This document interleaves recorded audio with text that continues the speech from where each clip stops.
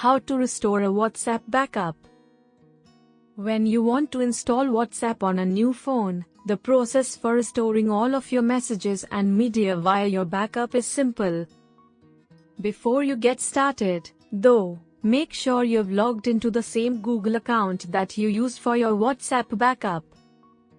How to restore a WhatsApp backup. First, install WhatsApp via the Play Store or App Store. Open WhatsApp and verify your phone number. Tap Restore when prompted during Setup WhatsApp. Tap Next and wait for the WhatsApp backup to complete. The app will restore all of your messages first, then move on to media, which may take longer. If you are reinstalling the app on a phone that has a local backup, WhatsApp may use that copy instead.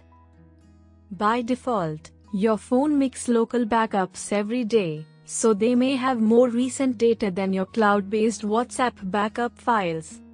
If you like this video, please click on the like button for our appreciation. For more tips, tricks, and beneficial blog, please subscribe our channel. Topmost. And don't forget to turn on the bell icon.